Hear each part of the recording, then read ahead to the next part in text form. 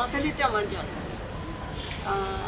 গাজীপুরে আমরা চলে যাই, আমাদের গাজীপুরে জায়গা থাকে, সেই জায়গাতে আমরা চলে যাই। 2013-তে আমার বিয়ে হয়। হাজব্যান্ড ভালো ছিল, সে মারা যাওয়ার পরে আমি চিন্তা করলাম যে লাইফটা এরকম কেন। যার শ্বশুর বাড়িতেও কোনো জায়গা হচ্ছে না, বাপের বাড়িতেও কোনো জায়গা হচ্ছে না। বাপের বাড়িতে আসলাম, ভাইয়ের কাছে আসলাম, ওরা আমাকে সাহায্য করলো, কিন্তু একবেলা খাওয়ান দিলে 3 বেলা আর কি কথাই শুনতে হতো। আচ্ছা, ভালো কথা।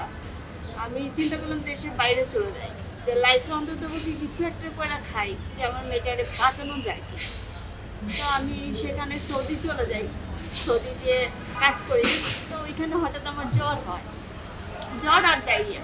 কি ওরা আমার ব্লাড টেস্ট করলো, একবার বললো আপনার নোটে আঙ্গুলে, একবার এইখানে আরেকবার এইখানে ব্লাড টেস্ট করতে।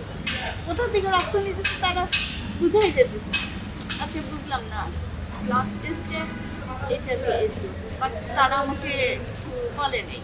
মহাখালীতে মেয়ের চিকিৎসার জন্য গিয়েছিলাম। মহাখালীতে যাওয়ার পরে ওরা সাততলা পাঠালো, সাততলা চলে যান, ওরা ওইখানে ভালো চিকিৎসা করবে। তো মেয়েকে ওইখানে ভর্তি করায়, আমিও ভর্তি হই সাথে, এবং আমার ব্লাডও ওইখানে দিই, যে আমি পজিটিভ কিনা সেটা জানার জন্য। তার 1 সপ্তাহ পর আমাকে আর কি জানায় আমি পজিটিভ। একসময় তো আমিও জানতাম না এই রোগের ব্যাপারে, রোগ কি, কাকে বলে, কত প্রকার, তা জানতাম না।